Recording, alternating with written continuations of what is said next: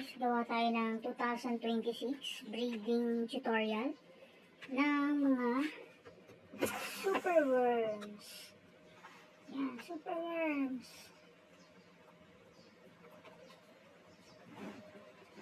So, ito yung breeding tutorial ko. Una, kailangan nyo munang ilagay sila sa mga maliliit na container. Kayo na bahala kung anong container ang gusto nyo. Dating ginagamit yung film sa camera. At ngayon ang uso ng mga ganito. Pwede rin yung mga ganito kung masipag kayo mag-molekta sa mga fast food. Ayan, sa mga chicken na binili nyo na may kasamang lalagyan ng gravy. Ito, meron tayong ganun konti dito.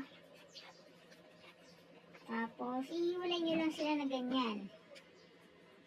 Ayan, medyo madami yan. Nasa 100 yan. 100 ganito. Hindi kasama yung sa gravy. So, sa colony ko, 100 na beetles ang ginagamit ko.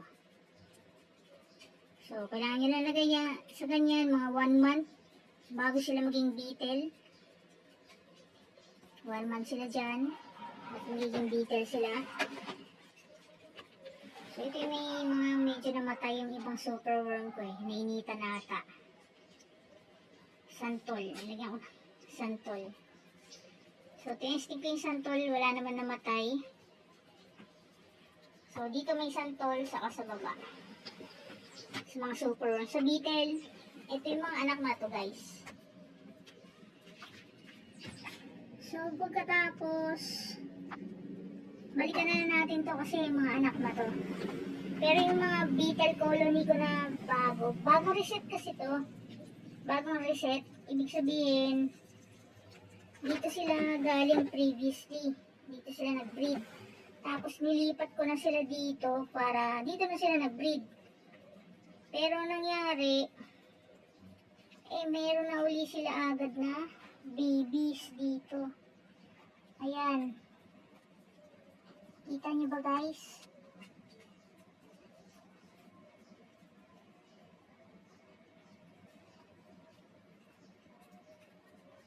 So, ilang weeks pa lang to, wala pang 1 month. Sayote yung binigay ko sa kanila dito. Kasi hindi sila namamatay sa sayote. At ito ay yung water gel.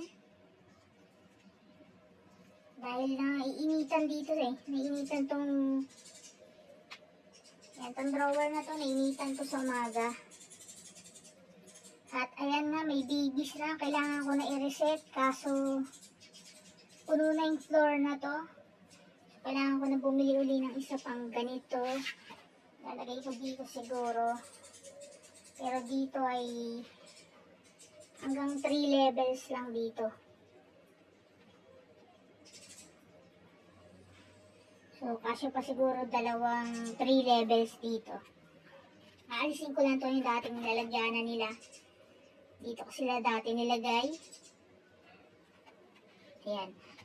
So, yun. Pag may nakita na kayong mga baby na ganyan, kailangan nang i-reset o pwede na i-reset. Tapos, ginaya ko lang yung mga local breeder natin na karton lang na ganito.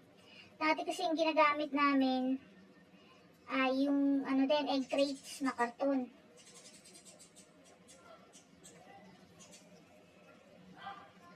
Ayan. 100 lang to, guys, na beetles. So, pangalawang 100 ko pa lang ito.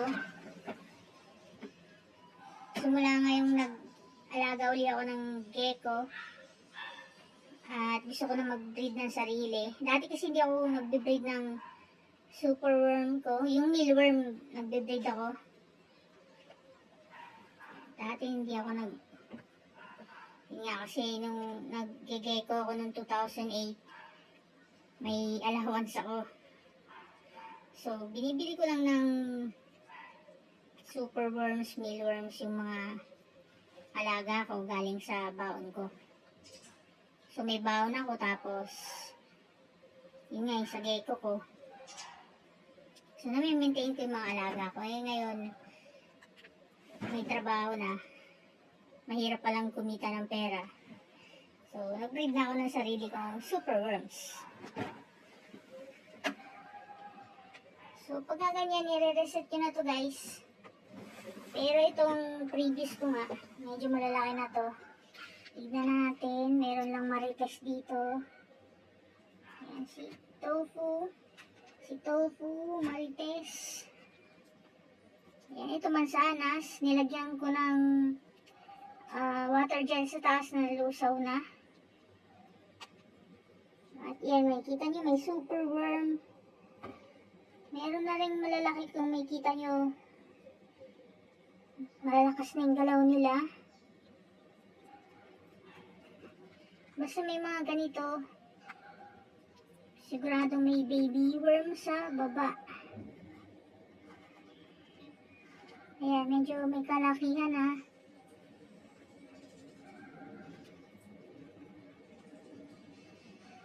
Tapos ito pa, meron dito. Ayun, medyo madami. So, hindi ko pa alam kung ilan to. Hindi ko alam kung bibilangin ko pa ba yan. Pero ito yung mga natuyo nilang sayote nga. Minsan mansanas. So, nandun sila sa may mga basa.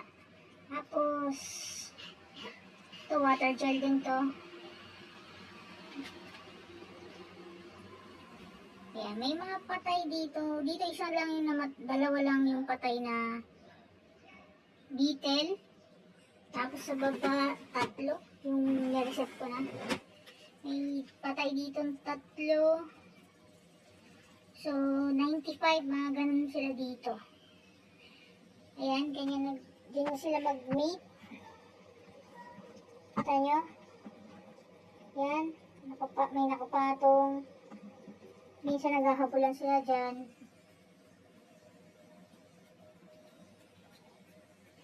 Tapos ang bilis nga, kailangan ko na agad i-reset to. Ayan, ang dami oh.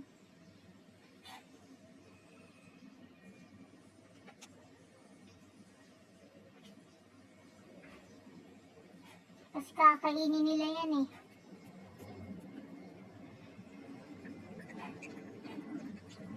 Ang problema ko ngayon ay dahil kasi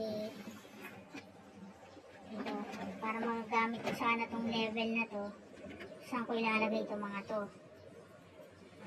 Kasi kailangan madilim itong mga to, saka lalanggamin eh. Itong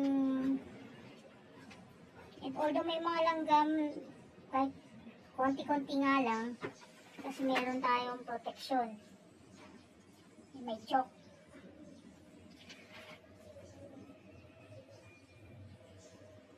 So, yung mga langgam dyan siguro mga nahulog lang dito sa lababo na to.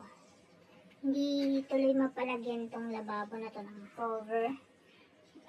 Lababo to sa veranda. Dahil lagyan ko ng super worm dito. Pwede ko rin lagay dito ng super worms.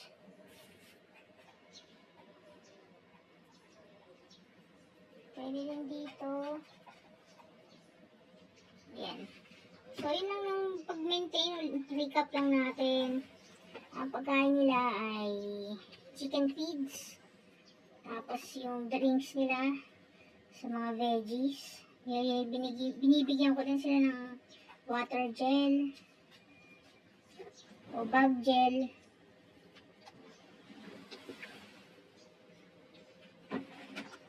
Tapos, pareho sila ng kinakain, baby at beetle.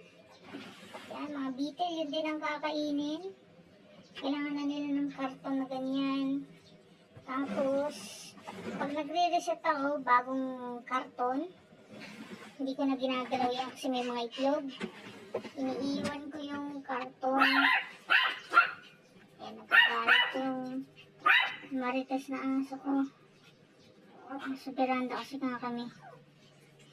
Baka may mga pusang naglalakad sa kalye.